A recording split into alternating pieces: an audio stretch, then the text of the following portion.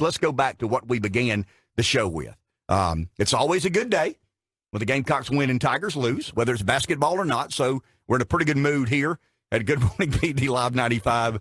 But I want to go back to what we began the show with this morning, because news broke yesterday that there was a threat made against the superintendent, his family, and some kids that are involved in the supporting side of this tax referendum to be voted on Tuesday. I want to go on the record, because we were mentioned by name in a Facebook thread. I didn't read it because I don't go on Facebook, but somebody sent me a copy of it. And I don't respond when people say negative things in general or positive things in general. But when they call the show out specifically, they're calling out you and I. Mm-hmm. You mostly, Rev, not me as much. Oh. But they're, well, because you're the guy who said they're using the kids much earlier than I did. But I think it's necessary that we respond when we are, or there's an insinuation made that we are the reason some of these threats are being made. That's somebody who doesn't listen to the show. That's somebody who is a political baby and can't handle a little resistance, can't handle a little pushing back.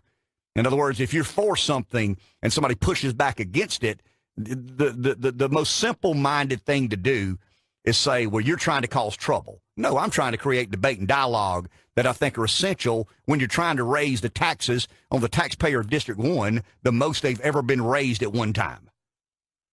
I mean, call me a troublemaker. I'm guilty as charged. I just think there has to be a more serious debate and dialogue about a tax increase unlike any we've ever had. And we're going to do it in February. So I think it was our responsibility to raise the issue. I want to go back to the threat, and I want to go on the record. We don't go on the record much, but I want to go on the record. If anybody made a threat against a superintendent, his family, or any child or parent, adult who supports the referendum, then you should be prosecuted to the fullest extent of the law. Let's find out who it was, and let's deal with them. There is no place in this debate for that. Shame on you. And if you did it, I hope they find out who you are, and I hope they prosecute you to the fullest extent of the law. Once again, there is no place for that in this debate. Intimidation is beyond comprehension as far as I'm concerned. Certainly threatening someone's safety and the family of a public official who is intimately involved in trying to get something done that he believes is best, right, and just. He has that absolute, total responsibility of articulating on behalf of the school board or school district why he believes this is the best thing to do. So on the record, let's find who it was and let's deal with it. And let's deal with it in the most prosecutorial, aggressive nature we possibly can. Now, I want to add this because I think it's necessary. I sound like a reporter again. I'm not, but I think it's necessary that I add this. When Rev sent me the story yesterday that there was a threat made, there was a press conference held, and they went into fairly graphic detail about how uncomfortable he was, and I think he, was concerned for his safety.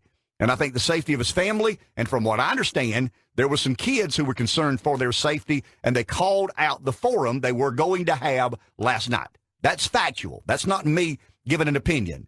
They had a Students First event last night that was canceled because the superintendent said he had been threatened, his family had been threatened, and some kids had been threatened. I went to work, and I called a couple of really good friends of mine in law enforcement. I mean, I've got the text threads at 427, I'm sorry.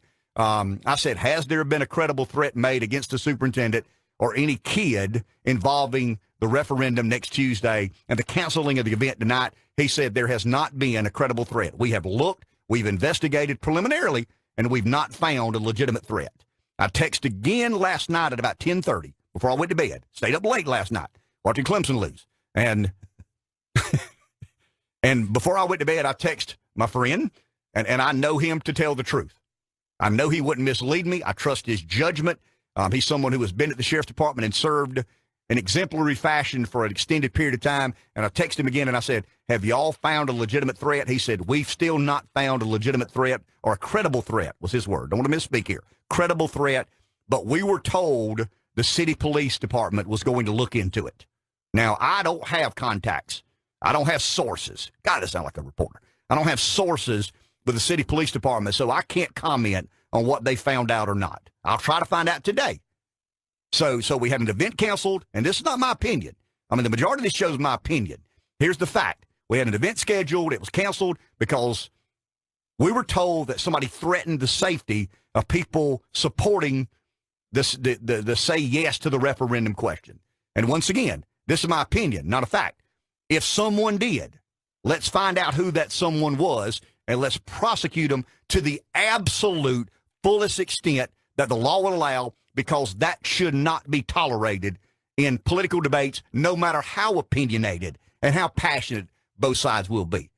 It's also a fact that I followed up with law enforcement, those that would investigate the credibility of a threat or not, and I was told 2 separate times, late afternoon, late evening, that there was no threat. They could find no credible threat, but they also made it quite clear to me that the city police department was investigating. Where that leads, I have no idea. So any information I would advance in relation to that would be completely and totally my opinion.